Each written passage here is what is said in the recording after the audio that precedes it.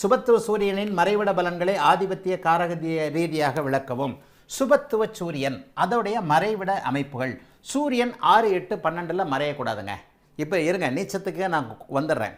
சுபத்துவ சூரியன் 6, 8, 12 மறையலாமா? சுபத்துவ சூரியன் கண்டிப்பாக மறையலாம். அது ஆதிபத்திய ரீதியாக என்னென்ன? இப்போ இதை பாருங்கள். சூரியன் நீச்சமாகவே ஆகிறார்.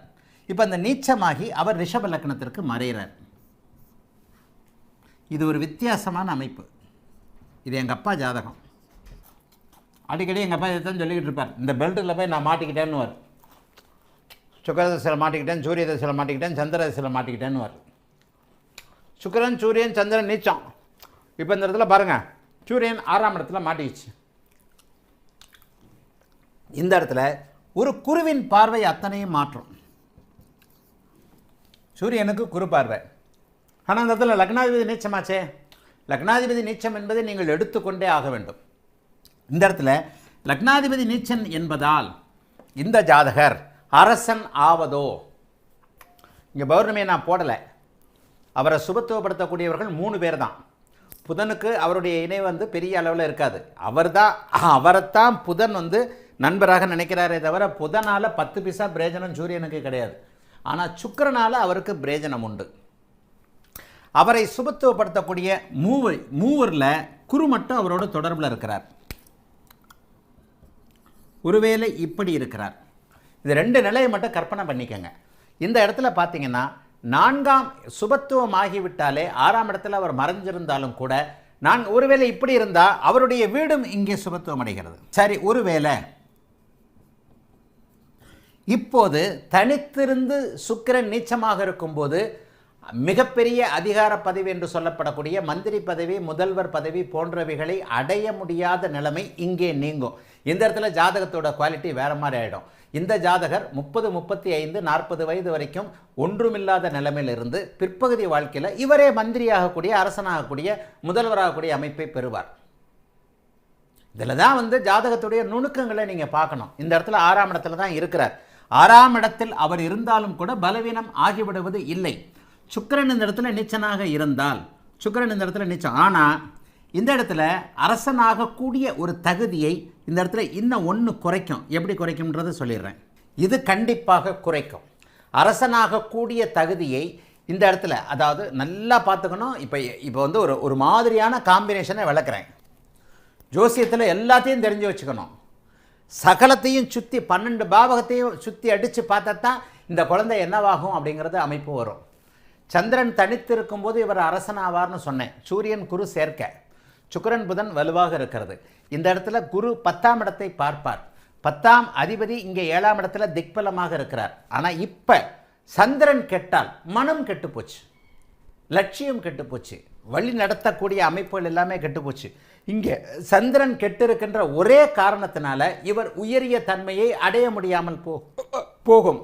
ஆனால் சந்திரன் மட்டும் தனிச்சு நீச்சமாக இருந்து வேறு வகையில் இப்போ உயரிய பதவியை அடையக்கூடிய அமைப்புகள் இருக்கும். இந்த பாருங்க, இப்போ இந்த இடத்துல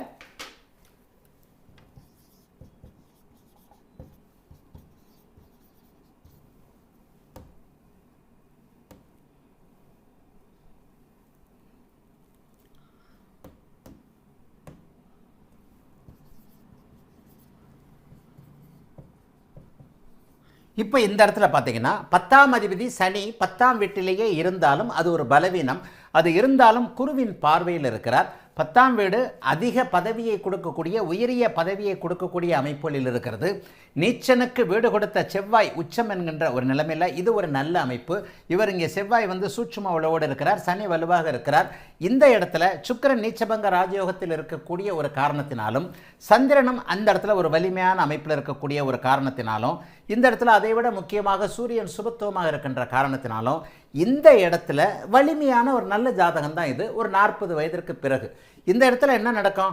4ஆம் பாவகத்தை சனி பார்க்கிறார். சூரியனுடைய ஆதிபத்தியம் 4வது ஆதிபத்தியம். 4ஆம் ஆதிபத்தியம் இந்த இடத்துல தான் சுந்தரவடிவேல் அவர்கள் கேட்ட நோய் வருமா கடன் வருமா என்கின்ற அமைப்பை இந்த இடத்துல பொருத்தி பாருங்க. இப்போ நான் 4ஆம் வீட்டிற்காக சொல்ல போகிறேன். ராஜேஷ் பொன்ராஜ் கேட்டிருக்கிறது சுபத்துவ மறைவிடத்தில் இருக்கக்கூடிய சூரியனுடைய பலன் எப்படி இருக்கும்? சரி, இந்த இடத்துல என்ன தசை வருகிறது என்பது மிகப்பெரிய முக்கியம். ஆனால் 4ஆம் பாவகத்தை மட்டும் இந்த இடத்துல நான் சொல்கிறேன். 4ஆம் பாவகாதிபதி நீச்சம், அதன் பிறகு சுபத்துவம், 4ஆம் காரகன் நீச்சம். 4ஆம் பாவகத்தை சனி இது பண்ணிடுச்சு. 4ஆம் பாவகாதிபதி காரகாதிபதியை சனி பார்க்கிறார். தாய் இல்லை, இருந்தும் இல்லை, தாய் இருந்தும் இல்லை. அடுத்து நீங்கள் தசாபக்தி அமைப்புகளுக்கு வந்துடணும். சரி, இந்த இடத்துல என்ன தசாபக்தி அமைப்புகள் நடக்கும்? ஒருவேளை இந்த இடத்துல நம்ம அனுஷ நட்சத்திரம்னு வச்சுக்குவோமா, அல்லது விசாக நட்சத்திரம் 4ஆம் பாதம்னே வச்சுக்குவோம். குரு 2 வருஷம், சனி. ஏன்னா தசாபுக்தியை போட்டால் தான் நீங்கள் ப்ரிடிக்டே பண்ண முடியும் எந்த பாவகம் எப்போது எப்படி இயங்குதுன்ட்டு. பொதுவாக எல்லாத்தையும் பார்க்காம இப்போ உயர்நிலை வகுப்புகளுக்கு வந்துட்டோம்ன்றதுனால நம்ம 100% என்னென்ன பார்க்குறதுன்றதை பார்த்துருவோம். சனி 21 வயது, புதன் 39 வயது, கேது 46, சுக்கிரன் 66, சூரியன் 72 வயசு வரைக்கும் போட்டால் போகிறோம். இப்போ இந்த இடத்துல என்ன நடக்கும்? சூரியன் ஸ்தான பலத்தை இழந்திருக்கிறார். இவர் இங்கே நீச்ச பங்கத்தில் இல்லை, ஆனால் பட் சுபத்துவத்தில் இருக்கிறார். சூரியன் 6இல் மறைந்து சுபத்துவமாக இருக்கிறார். நீச்ச பங்கத்தை அடையலை. நீச்ச பங்கத்தை அடைந்தால் ஸ்தான பலம் உண்டு, சுபத்துவத்தை அடைந்திருப்பது காரக பலம் உண்டு. ராஜேஷ் பொன்ராஜுடைய இந்த மிக முக்கியமான ஒன்றில் நான் மிக முக்கியமான ஒன்றை விளக்குவதற்கு வாய்ப்பு கிடைத்திருக்கிறது. இதை ஏற்கனவே நான் சொல்லியிருக்கிறேன், ஆனால் இப்போ மறுபடியும் பதிவு பண்ணுறேன். நீச்ச பங்கம் என்பது ஸ்தான பலம், அதாவது ஆதிபத்திய அமைப்புகள் கெடவில்லை என்கின்ற அர்த்தம். ஆனால் நீச்சம்தான் சுபத்துவம், காரகம் கெடவில்லை என்று அர்த்தம். இந்த நீச்ச பங்கத்தினால அம்மா இருப்பாங்களா? இருக்க மாட்டாங்க. சனி 4ஆம் வீட்டை பார்த்து, சனி 4ஆம் காரகனை பார்த்து, 4ஆம் அதிபதி நீச்சமான நிலைமையில் சனி தசை நடப்பதா? சனி தசை நடக்கலைன்னா அம்மா ஏதாவது ஒரு இடத்துல பிரிஞ்சு அப்படி இப்படி இருப்பாங்க. அப்போ கூட அம்மாவின் ஆதரவு அவருக்கு கிடைக்கலன்னு அர்த்தம். அப்போ கூட இதையே சுந்தரவடிவேலு ஐயா அவர்கள் 6ஆம் பாவகமாக எடுத்துக்கொள்ள வேண்டும். கடனா, நோயா, எதிரியா? இப்போ நான் அந்த உயிர் காரகத்திற்கு வந்திருக்கிறேன். 4ஆம் பாவகத்தில் என்னங்க இருக்குது? நான் இப்போ சொன்ன மாதிரி கல்வி இருக்கிறது. புதன் உச்சமாக இருக்கிறார், புதன் சுபத்துவமாக இருக்கிறார். சனி தசையில் ஜாதகர் நன்கு படித்தார். இது ஒரிஜினல் இதே மாதிரி ஒரிஜினல் ஜாதகத்தை நம்ம இன்ச்சு பை இன்ச்சாக பிரித்து நம்ம பலன் சொல்லுவோம். இந்த மாதிரியாக நம்ம சுற்றி இருக்கின்ற ஒரு 20 பேர்கிட்ட அந்தந்த அவங்களுடைய ஜாதகம் நம்புதற்குரியது. அந்தந்த இடத்துல அவங்களுடைய காரக ஆதிபத்திய ரீதியாக அடுத்தடுத்த வகுப்புகளில் உண்மை ஜாதகங்களை வச்சு பார்ப்போம். இப்போ அந்த உண்மை ஜாதகங்களுக்கு முன்னாடி நான் உங்களுக்கு சொல்லிக் கொடுக்கக்கூடியது இது உங்களுடைய ரிலேட்டடாக நீங்கள் பார்க்குற ஜாதகங்களில் இருக்கும். பாருங்கள், சனி தசை நடக்கும்போது இப்போ சுந்தரவடிவேல் என்ன கேட்டார்? நோய் வருமா? நோய் வரும்னா கடன் வருமா? எப்படி வரும்? அதை எப்படி ஹவு டு ப்ரெடிக்ட்? அதுக்கு ஒரு உதாரணம் சொன்னேன். என்ன சொன்னேன்? அந்த ஆதிபத்தியங்களில் எது அப்படின்னு. ஆதிபத்தியங்கள்லையும் காரக கிரகங்களையும் நீங்கள் இணைக்கும் போது தான் உங்களுக்கு பலன் வரும். எப்படி பலன் வரும்? இந்த இடத்துல பாருங்கள், சனி 21 வயது வரைக்கும், 21 வயது வரைக்கும் இந்த இடத்துல நடக்கக்கூடியது என்ன? கல்வி. ஒரு மனிதனுக்கு 21 வயதுக்குள்ளே கல்வி கிடைச்சிடணும்.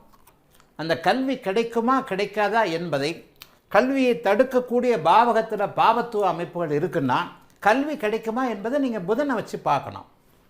21 வயதுக்குள்ளே இந்த மாடல் ஜாதகத்தில் இருக்கக்கூடிய அமைப்புகளில் தாய் கண்டிப்பாக கெட்டு இருப்பார். தாய் இறந்திருக்கலாம், தாய் பிரிஞ்சிருக்கலாம், தாய் இயலாத தன்மையில் இருக்கலாம். அம்மாவால் ஏற்படக்கூடிய எந்த விதமான பாச, அம்மாவால் கிடைக்கக்கூடிய சேவை, இந்த அமைப்புகள் எதுவும் இந்த ஜாதகருக்கு இருக்காது என்பது தான் உண்மை. என்னையா நிச்சயம்? ஒரிஜினல் ஜாதகங்களை பாருங்கள்.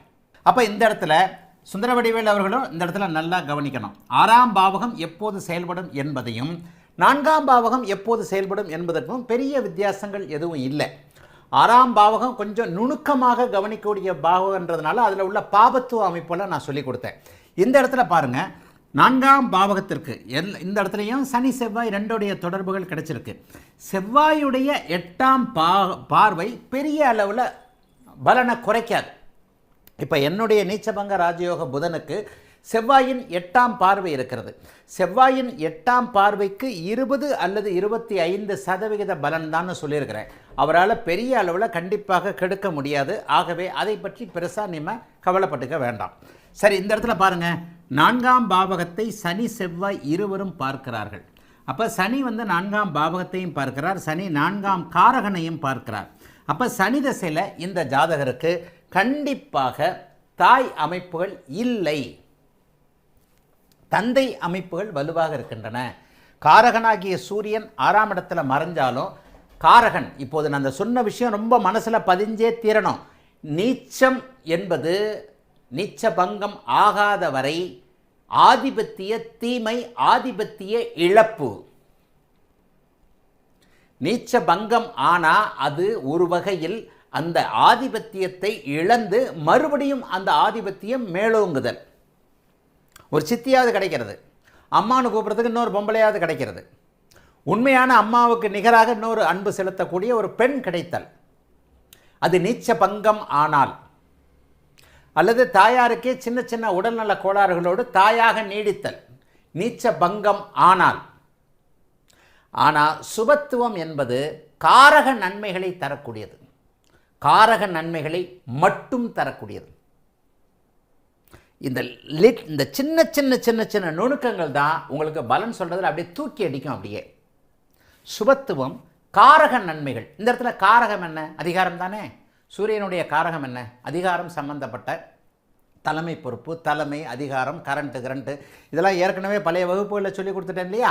அப்போ காரகம் சம்பந்தப்பட்ட விஷயங்களில் தான் இந்த 6இல் மறைந்தாலும் கூட 10ஆம் இடத்தோடு தொடர்பு கொள்ளக்கூடிய குருவோடு இணைந்திருக்கக்கூடிய இந்த சூரியன் இவருக்கு இந்த நிலையில் புதன் தசை ஆரம்பித்தவனே, புதன் 5ஆம் அதிபதி, 2, 5 குடையவர், புதன் தசை எல்லா அமைப்புமே நல்லா இருக்கும். அப்போ சுபத்துவமான இந்த 6இல் மறைந்திருக்கின்ற இந்த சூரியன் சுபத்துவமாகும்போது இவருடைய வீடும் அங்கே கெட்டு போனதுனால தாயுடைய அமைப்பை பெற முடியாமல், அதே நேரத்தில் அவர் அதிகாரத்தை அனுபவிக்கக்கூடிய அமைப்பில் அவருடைய வயதிற்கேற்றார் போல சனி திசையில் நல்லாவே படிச்சிருப்பார். புதன் வலுத்திருக்கு இல்லையா, சனி திசையில் நல்லாவே படிச்சிருப்பார். சூரியனும் சனியும் தான் அந்த இடத்துல கூடுதல் சுபத்துவங்கள். எலக்ட்ரிக்கல் சம்பந்தப்பட்ட, அதிகாரம் சம்பந்தப்பட்ட, சனியின் கும்பத்தில் இருக்கக்கூடிய சனி ஏரோநாட்டிக்கல் சம்பந்தப்பட்ட, மெக்கானிக்கல் சம்பந்தப்பட்ட துறைகளில் ஒரு தலைமை பொறுப்பிற்கான ஒரு ஜாதகம் இது. இது புரியுதான்னு மட்டும் ஆர்பி சொன்னால் போகிறோம்.